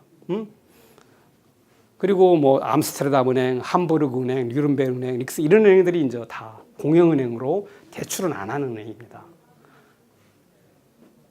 근데 이제 세상이 다 문제가 있는 게 이 가만히 보면 돈이 있어요. 여기에 예금이 쌓여 있잖아요. 근데 이게 밖에서 빌려달라고 난리 나는 겁니다. 그래서 몰래 빌려주기 시작해요. 빌려주면 막 얼마 이자가 들어오니까 다 돈 몰래 빌려주다 다 망했어요. 릭스 은행인가 빼고. 베네치아 은행은 베네치 정부에, 암스테르담 은행도 암스테르담 시, 그 다음에 동인도 회사라고 뒤에 설명하겠지만 그런 데다 빌려주고 다 해갖고 다 사라져 갑니다. 역사 속에서. 그러니까 결국 아무리 이렇게 제도를 껍데기 제도는 그럴듯하게 만들어놔도 인간이 그걸 그냥 안 지키는 거예요. 그래서 이것도 이렇게 이제 그 예금 수취만 하는 그러니까 예금 불가침 원칙을 세우는 은행들이 생겼지만 이것도 사라졌다. 그래서 이걸 어떻게 하면 더 해결할 수 있을까 한 게 또 나온 게 바로 중앙은행 제도입니다. 이 중앙은행은 보통 우리가 학교에서 배울 때 정부의 은행, 발권은행, 은행의 은행 이 세 가지 역할을 한다 이렇게 배웠죠, 그죠? 이건 그 4시간에 배우는 건데, 그죠? 요 은행을 하는 은행이 이제 출연했습니다. 이게 가장 먼저 생긴 게 영국은행, 뱅크 오브 잉글랜드. 우리 번역은 왜 영국은행이라고 안 하고 영란은행이라고 하는지 이게 잘 모르겠어요. 아마 이게 중국에서 이렇게 번역을 처음 시작해서 그렇게 했을 것 같은데 어찌됐든 1694년에 주식회사로 생겨요. 이게 어떻게 생기냐면 영국의 은행들은 금세공업자 골드스미스들이 이제 은행 역할을 했는데 여기서 이 사람들이 이제 모아서 좀 더 큰 은행을 한번 만들어 보자. 그래서 얘들이 주주로 참가를 해서 주식회사를 만들어서 뱅크 오브 잉글랜드를 만듭니다. 그리고 나서 이게 정부에 대출을 해주기 시작해요. 정부에 대출을 해주는 은행, 즉 정부의 은행 역할을 처음 시작합니다. 그리고 나서 정부 이제 대출을 해주고 정부가 일을 많이 하니까 정부가 잠깐만 특별한 권한을 주는 거예요. 이 뱅크 오브 잉글랜드에. 그래서 뱅크 오브 잉글랜드가 발행한 은행권. 이 당시는 모든 은행들이 은행권을 발행했죠. 아까 그 골드스미스가 자기가 금이 있으면 그걸 기초로 은행권을 발행한 거예요. 우리가 뭐 은행 하나 만들고 뭐 우리나라부터는 그 당시에는 신한은행권, 뭐 국민은행권, 뭐 하나은행권 다 은행마다 은행권을 다 만들 때였어요. 응? 그래서 이제 그 은행이 망하면 그 돈은 어떻게 돼요? 휴지가 되는 거죠. 뭐 그런 시대였으니까 뭐 이때 중앙은행이 없을 때는 그러니까 은행 하나 망하면 막 난리 났는 거예요. 근데 수시로 은행이 망하고 그런데 이제 이때 1400년대 공영은행은 또 망하고 그래서 이제 중앙은행이 나오면서 영국 정부가 그 1844년에 법을 만들어서 다른 은행들은 은행권을 발행을 못하게 합니다. 필조례라고 하면서 뱅크 오브 잉글랜드만 은행권을 발행해라. 그냥 특권을 주는 거죠. 이것도 똑같은 주식회사일 뿐인데 지금도 뱅크 오브 잉글랜드는 주식회사예요. 중앙은행이지만. 그래 이때부터 이제 뱅크 오브 잉글랜드가 주식회사가 됩니다. 그리고 중앙은행이 됩니다. 그리고 이게 해 보니까 굉장히 좋아요.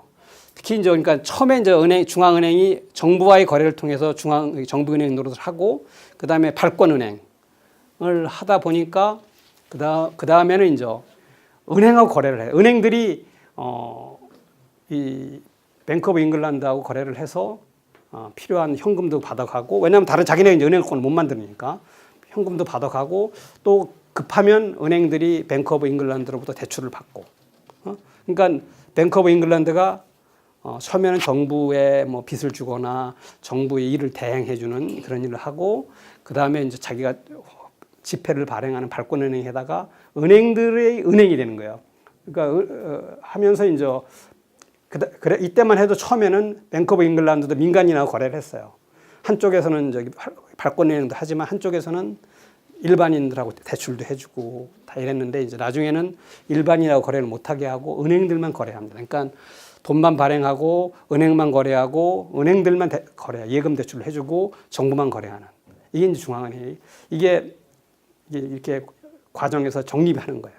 우리나라는 중앙은행이 이제 정상적인 중앙은행은 1950년에 이제 한국은행이 생기는 거죠. 이렇게 정부은행, 발권은행, 은행의 역할을 하는 은행들이 생기고 일제 시대에는 조선은행이라고 있었어요. 일본 애들이 만든 게 한국에 조선은행이 있었는데 이때 조선은행은 발권은행도 했지만 일반인하고 거래도 했어요. 완전한 중앙은행이 아니었죠. 그러니까 그랬고 완전한 의미의 중앙은행은 1950년에 생겼다.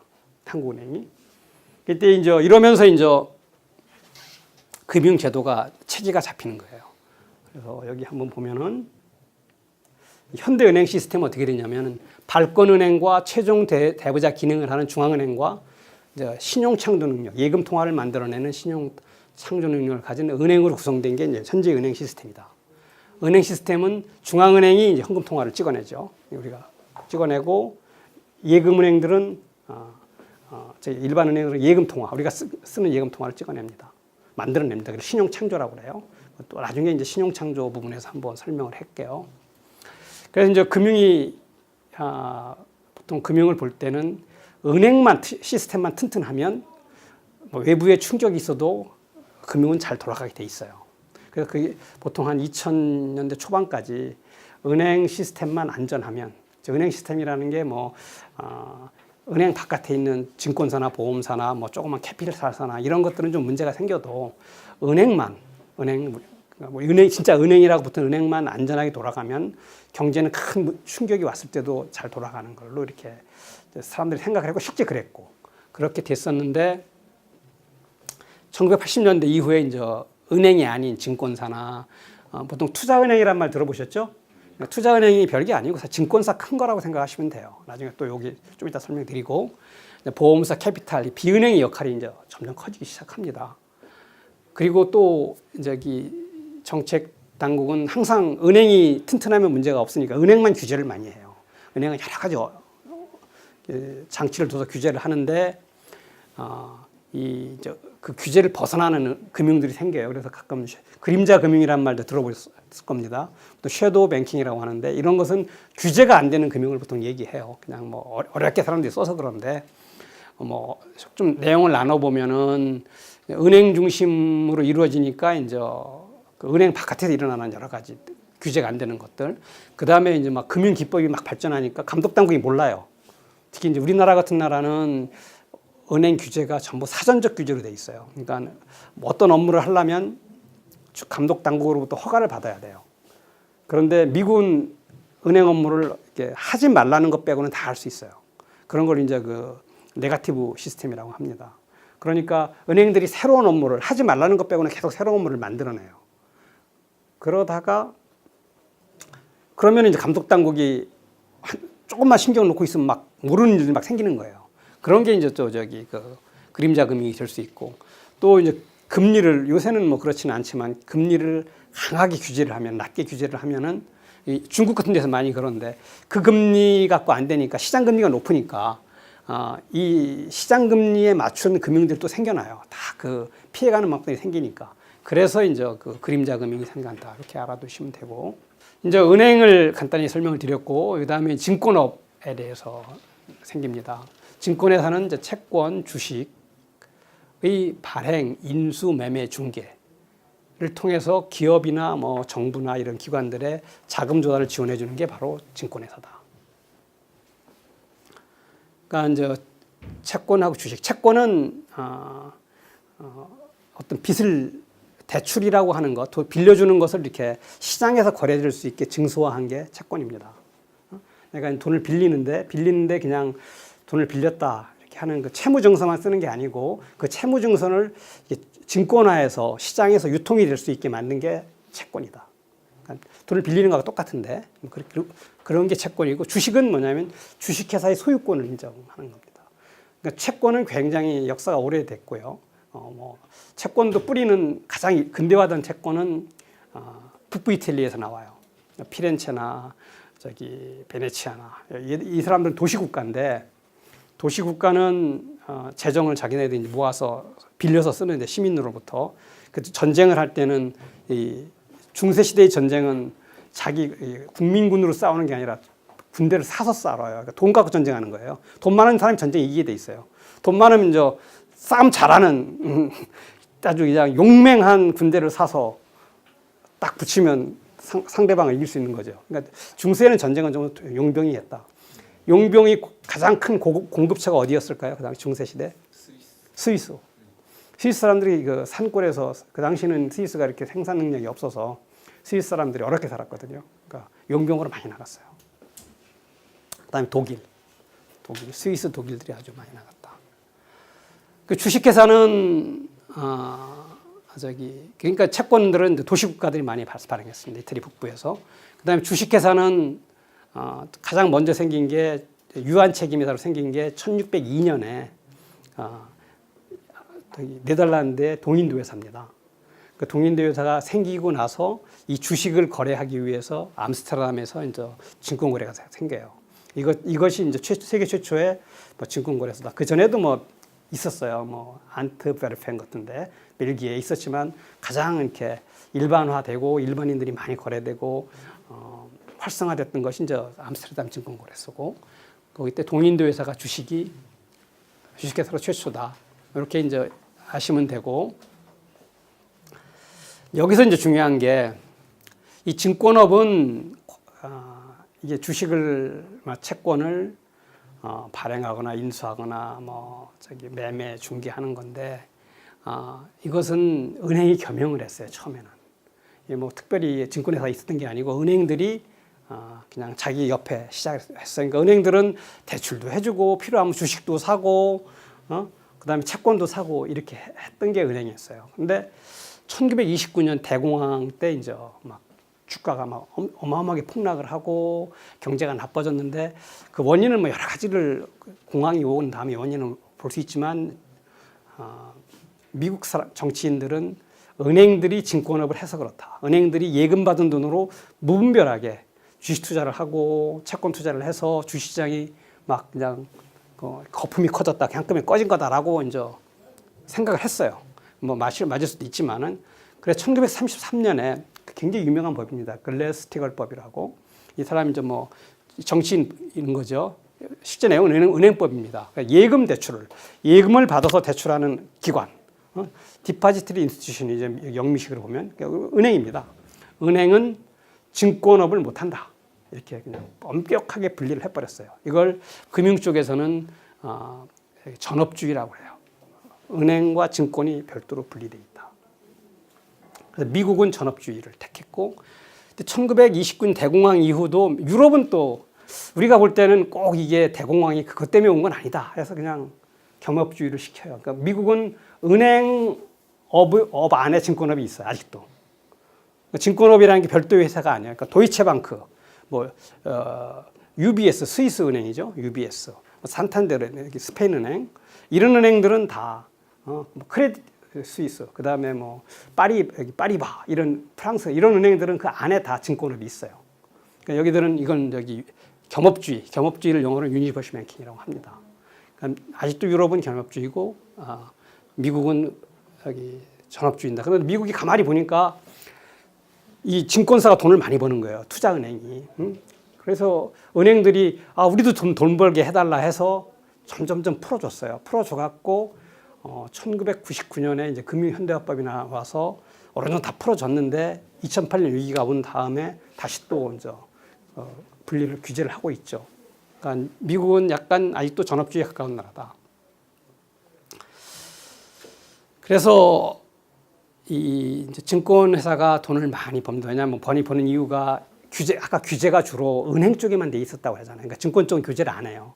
그리고 그러면서 이제 세계화가 이루어지고 여러 가지 다양한 형태의 금융들이 생기니까 은행들, 증권회사들도 뭐 외환거래도 하게 허용해주고, 그다음에 결제 업무도 좀씩 허용해주고, 그러면서 이제 더 다양한 변신을 통해서 투자은행들, 대형 증권사가 생겨나는 겁니다. 대형 증권사를 투자은행이라고 해요. 뭐 이게 보통 IB라는 말 들어보시죠? IB, 인베스트먼트 뱅크입니다. 투자은행인데 뭐 투자은행하면 뭐 미국에 있는 뭐 거창한 거 같은데 실제 우리나라에 있는 미래에셋 증권이나 뭐 삼성증권이 다 투자은행인데 우리나라는 이 증권 업무가 발행, 인수, 매매, 중개인데 우리나라 증권사는 되게 뭘 많이 하죠?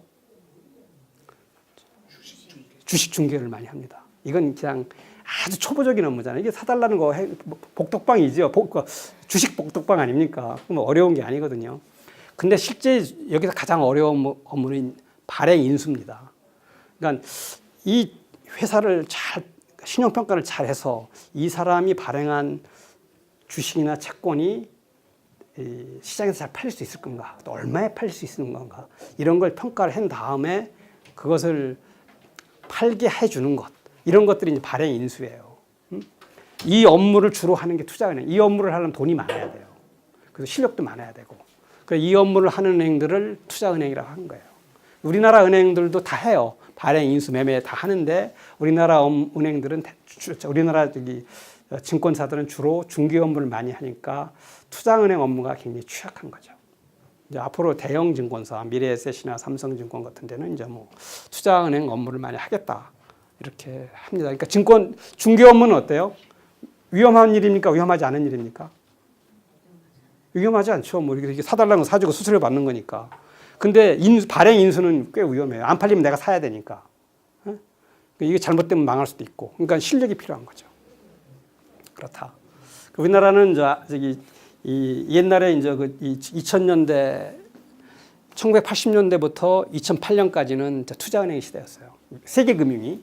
그래서 미국에서 그런 말이 있었습니다.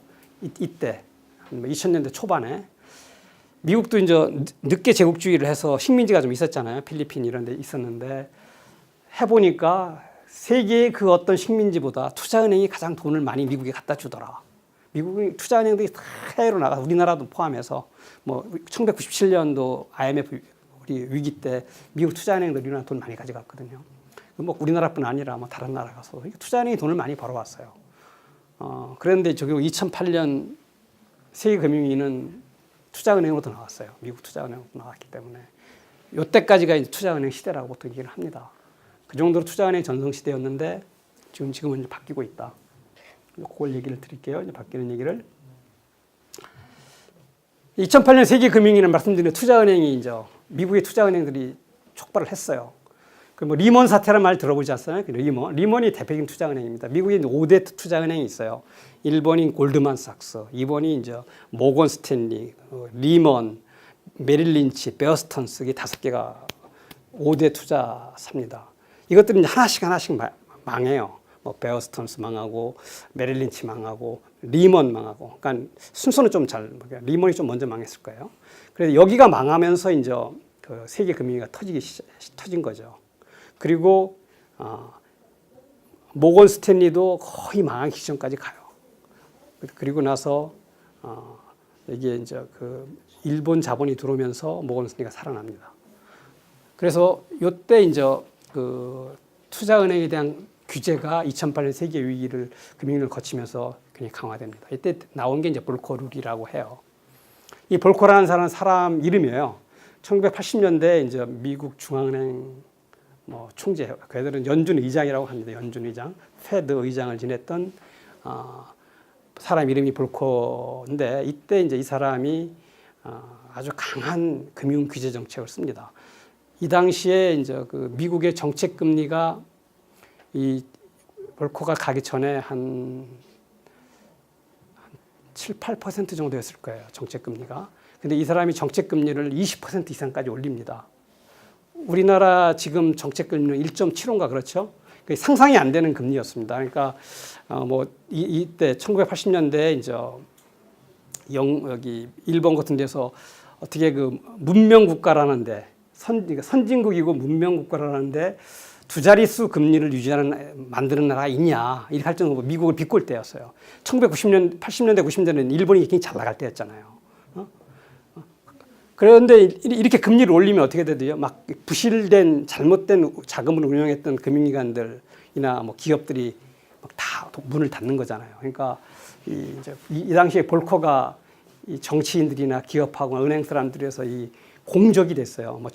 뭐 죽이겠다는 사람들 많이 나왔고 저 죽여라 뭐 신문에 막 이렇게 쓰고 이런데 이 사람은 그걸 끌고 나가서 미국을 그때 좀 물가 상승도 잡고 금융 구조 정도 해서 살아났거든요. 미국을 튼튼하게 만들었어요. 그 다음에 이제 그 이후에 미국 경제가 발전하는데 80년대 에 발전하는데 많이 기여를 했죠. 그러니까 2008년 위기가 나오고 나니까 이제 사람들이 생각할 때 이 사람이 이제 이 당시 경제를 튼튼하게 했으니까 다시 오바마일 겁니다. 오바마가 이렇게 불러갖고 볼커를 불러서 이 좀 투자은행들을 규제하는 걸 만들어 달라 해서 이제 볼커를 만들었던 거고요.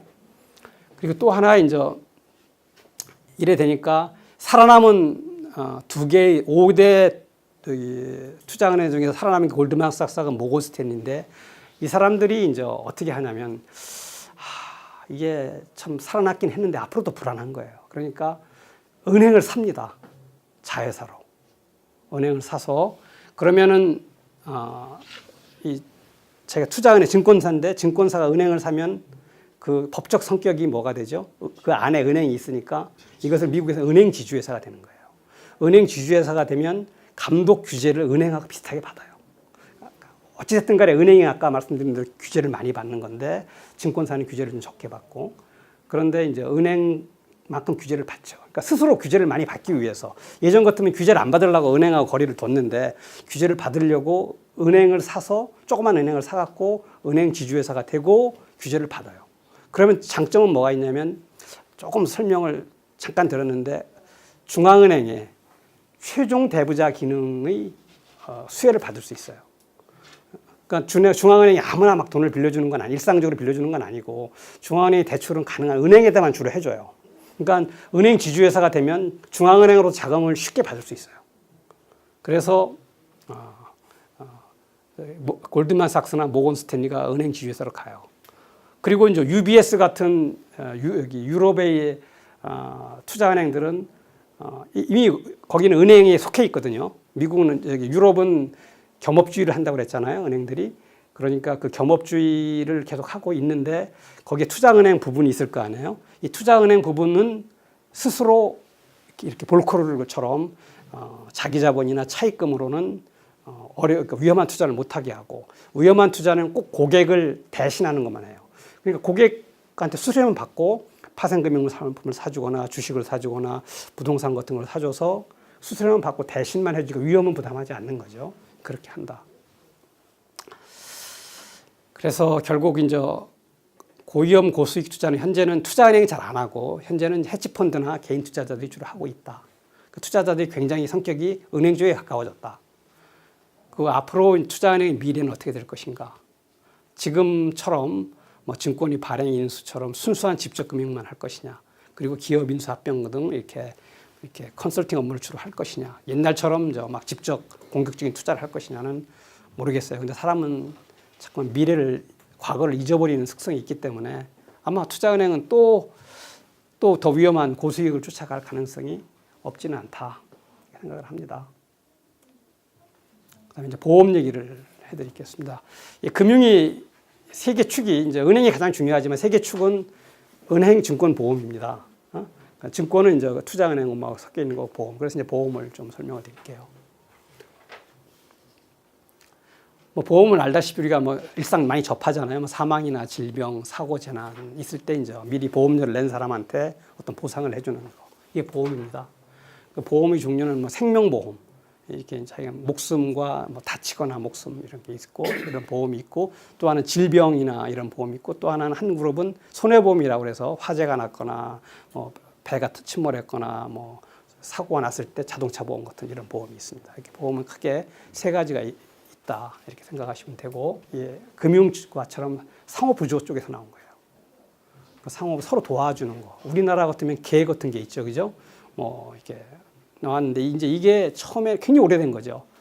혼자 자기가 어떤 재난이 왔을 때는 대처하기 힘들잖아요. 근데 이렇게 모아서 도와주면 서로 재난을 대처하기 좋고 뭐 재난을 대처하는 가장 초기적인 방법은 저축이잖아요. 저축을 해서 자기가 어떤 위험이 왔을 때 그걸로 한번 대처하면 되는데 이 저축은 쌓이기가 어렵잖아요. 그리고 또 충분히 쌓이기 전에 뭐 재난이 오면 안 되니까 이제 상호부조가 이루어졌는데 상호부조가 이제 예, 금융으로 발전하는 과정이 수학이라는 거가 껴들어가요. 그 전에는 사람이 잘 모르니까 이 상호부조를 할 때 좋아 뭐 이렇게 상호부조도 처음에 시작할 때는 같은 지역에 사는 사람이나 같은 직업을 가진 사람들이 많이 하잖아요. 자주 보니까 그게 일상 우리나라 개 같은 것도 그렇게 하는 건데 서양에서 보니까 이제 이 뭐 성직자들 또는 뭐 같은 직업을 가진 길드 동업조화들 이런 사람이 하는데 죽었을 때 이제 보상해주자. 한데 보험료를 얼마를 받을 거냐. 근데 그냥 쉽게 생각한 거예요. 그냥 1인당 얼마씩 내는 거예요. 1인당 뭐 1년에 쉽게 말하면 뭐 1년에 10만 원씩 냈다. 그리고 죽었을 때쯤 뭐 1,000만 원, 5천만 원 받는다. 그러면은 어떻게 되겠어요? 젊은 사람하고 늙은 사람하고 이렇게 같이 내면. 젊은 사람이 손해죠. 늙은 사람은 쉽게 여러 가지 이유 때문에 빨리 죽고 젊은 사람은 잘 안 죽는데 그럼 젊은 사람들이 그 보험료 내려고 하겠습니까? 응? 조금 내다가 아이고 아니네. 이게 나는 언제 받아? 여기 나이 드신 분들 다 받고 나 내기만 할 거 아니야. 그러니까 젊은 사람이 빠져나가니까 유지가 안 되는 거야. 지속 가능성이 없는 거예요. 상호부조는 형태는. 그래서 여기에 이제 수학이 들어갑니다. 대수입 법칙이나 정기분포나 확률 추론. 그 다음에 이제 통계, 뭐 사망률, 뭐 생존율, 뭐 사고율 이런 것들이 들어가서 예측 가능한 금융 상품으로 됩니다. 이제 이거와 관련 가장 재밌는 게 스코틀랜드 과부 기금이라는 게 있어요. 스코틀랜드 위도우즈 펀드 그대로입니다. 그게 1744년에 생기는데 이제 스코틀랜드의 목사들이 이제 가만히 보니까 목사들을 하다가 목사님이 죽으면 그 부인하고 애들은 아주 비참하게 되는 거예요. 지금도 어렵잖아요. 지금도 남편을 잃으면. 그런데 그 당시는 진짜 뭐 없으니까 뭐 완전히 빈민으로 추락하는 거예요. 이게 근데 그때 병도 많고 뭐 어떻게 죽을지도 모르니까 목사들이 이제 우리끼리 이제 이걸 지속 가능하게 만들자. 그래 거기에 이제 그 에딘버러 대학의 수학 교수가 낍니다. 그래갖고 이런 걸 이용해서 얼마를 받아야 되느냐. 몇 살 목사는 얼마 내고 몇 살 목사는 얼마 내고 뭐 이런 걸 다 계산해갖고 이렇게 돈을 받기 시작합니다. 그래서 한 몇백 명이 시작을 해요. 그래서 목사들이 죽으면 자기 그 부인들이 받고 부인들이 살아갈 수 있는 돈을 주는 거. 그게 이제 시작한 게 지금까지 있어요. 지금도 그게 아주 굉장히 세계적인 스코틀랜드 위도우즈 이제는 그 펀드는 없어요. 스코틀랜드 위도우즈를 딱 치면은 보험사가 탁 뜹니다. 지금도 영업을 합니다. 예, 이런 게 참 멋있는 거잖아요. 이렇게 그 당시 진짜 절실한 절실한 문제잖아요, 그게. 이 절실한 문제를 해결하기 위해서 금융이 나온 거예요. 옛날에도 다 그렇게 나왔을 거예요, 금융도. 다 금융이 이렇게 발생합니다. 그리고 이걸 여기에 이제 수학이라든가 이런 과학이 접목이 돼서 지속 가능하게 되는 거죠. 이런 보험사들이 나온 거고. 근대 해상보험도 런던의 에드워드 로이드라는 커피집에서 시작합니다. 해상보험도. 이 보험은 영국에서 하나는 스코틀랜드고, 그러니까 생명보험 쪽은 화재보험이나 해상보험은 런던에서 발생합니다. 왜냐하면 1600년 몇 년에 그 런던 대화재라는 사건 혹시 아시잖아요. 그때 런던 시내가 많이 타면서 이제 화재보험에 대한 수요가 증가합니다. 그리고 런던이 이제 경제의 중심지로 넘어오면서 이 보험 선박이 많아지고 그러면서 이제 보험사가 생겨난다 이렇게 생각을 합니다. 이것도 지금까지 로이드 보험사도 지금까지 살아남았습니다. 그리고 그 이제 배 평가 성급협회라고 그래서 어떤 배들이 지금 등급을 매겨서 보험료 같은 걸 산정할 수 있는 그 성급협회가 생기고, 여기 그 한쪽은 선박보험을 하고 또 한쪽은 일반 금융까지 하는 거대한 금융 그룹으로 로이드가 발전을 했죠. 그러니까 우리는 이제 이게 역사에 뿌리를 둔 그런 금융기관들이 없다는 게 참 아쉽죠. 우리도 금융이 뿌리가 없었던 게 아니에요. 한국도 이렇게 찾아보면은 객주라는 것이 뭐 옛날 소설도 있었잖아요. 객주가 굉장히 금융 활동을 많이 했어요. 금융 활동 많이 했고, 우리도 어음이라는 제도가 예전에 수출하면 환어음이 있었는데 유럽에는 우리는 어음 제도가 있었습니다. 어음 제도가 아주 잘 돼 있었고, 그다음에 개성상인들은 십연 제도라고 그래서 지금의 단콜이라는 게 뭐냐면 단기 무차입 거래예요. 그러니까 담보 없이 단기로 무담보로 빌려주고 하는 거래인데, 이 개성상인이 쓴 십연 제도는 지금의 콜 제도와 거의 유사하게 쓴 금융이 있었어요. 굉장히 선진도 그런 외국에는 그런 제도가 없었죠. 그런 금융 제도도 있었고, 또 개성상인들은 아주 일찍부터 복식부기를 썼어요. 그러니까 지금 우리가 쓰는 이 부기 원형이 되는 뭐 그런 것들. 우리도 이렇게 금융이 뿌리가 굉장히 깊은데도 사실 지금의 이제 우리 은행이나 금융은 전부 새로이 들어온 거죠. 우리 옛날 뿌리하고는 아무 관계 없이 그렇게 된 것 같습니다. 그리고 이제 보험도 이제 1980년대 이후에 되게 80년대에 금융이 발전한 이유는 세계화되고 규제 완화가 되고 자율화되고 이러면서 이제 금융이 폭발적으로 뭐 투자은행 쪽에서 늘어났고, 그 보험 쪽에서 늘어납니다. 그래서 이 대표적인 보험사 사례 하나를 재미로 보여주려고 하겠어요.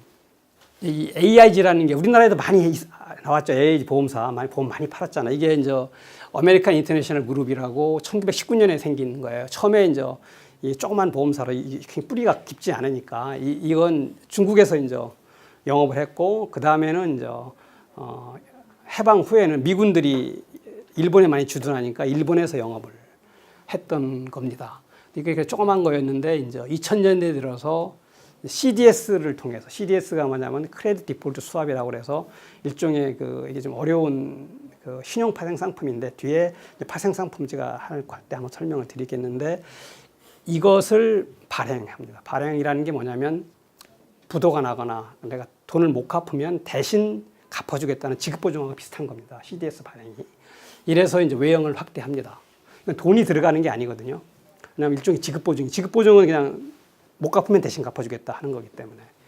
그래서 2007년에는 이게 이제 아마 세계 최대의 보험사가 되죠. 그리고 2008년에 금융위기 때 CDS가 이제 대부분 다 은행들이 망하고 금융상품들이 부도가 나니까 이게 거의 AIG가 다 갚아줘야 될 상황이 됩니다. 그래서 망하게 되니까 금융 850억 달러의 구제금융이 들어가요. 그리고 이제 보험회사가 이 많은 일을 한답니까? 이게 무슨 말이냐면 부시가 한 말입니다. 이때 2008년도에 근데 재무장관이 그때 누구였죠? 그때 미 재무장관이 이제 쭉 설명하면서 뭐 AIG가 좀 이렇게 뭐 CDS도 하고 CDS는 주로 은행들이 많이 발행했거든요. 그것을 이제 주로 은행들이 이제 매입을 해줬어요. 이거 발행은 다 저기 그 AIG가 하고 이게 AIG가 만약에 망하면 전 세계에 한번 이때 그 보험 가입자가 8,500만 정도 됐답니다. 8,500만 가입자들이 다 손실을 보고 그 다음에 여기 그 CDS를 저기 그 매입한 은행들이 다 연쇄도산될 수 있습니다. 이렇게 설명을 하니까 이제 이 부시가 모르니까 보험회사라는 게 그냥 뭐 생명보험이나 하고 뭐 이런 거라고 생각했는데 이때 한 말이 이제 이거랍니다. 그래서 뭐 이렇게 많은 일을 한답니까라고 물어볼 정도였대요. 그리고 나서 이제 이게 $850 부지금융을 해줍니다. AIG 사태는 아마 이 대마불사 결국은 보험사라고 하는 것은 미래에 굉장히 불확실성이 크지만은 보험사가 잘못됐을 때는 어떤 금융 시스템 전체에 미치는 파급 효과는 별로 크지는 않습니다. 그냥 스스로 그 한 기관에 또는 보험 가입자만 손해를 보고 끝나는 그런 기관이었는데 이때 이제 CDS를 통해서 다른 기관으로 위험이 전이되는 위험이 이렇게 퍼져나가는 그런 문제가 생겨서 금융이 이제 크게 바뀐 그런 상황이 됩니다. 그래서 이제 2008년 세계금융위기를 본다면 본격적인 시작은 리만 브라더스가 망하는 거, 투자은행에 생겼고, 그 다음에 정점은 AIG에 생겼습니다. 그러니까 결국은 이 2008년 세계금융위기는 우리가 그 전까지는 금융 시스템은 은행 쪽에서 문제가 생기는 거였다. 그래서 은행을 잘 관리하는 거에서 이 문제였는데 2008년 위기는 사실 은행 바깥에서 이런 생긴 거다. 이렇게 좀 하시고 고맙습니다. 이렇게 좀 저기 늦은 시간까지 같이 강의를 들으셔서 고맙고 또 다음 주에 또 뵙도록 하겠습니다. 고맙습니다. 고맙습니다. 네.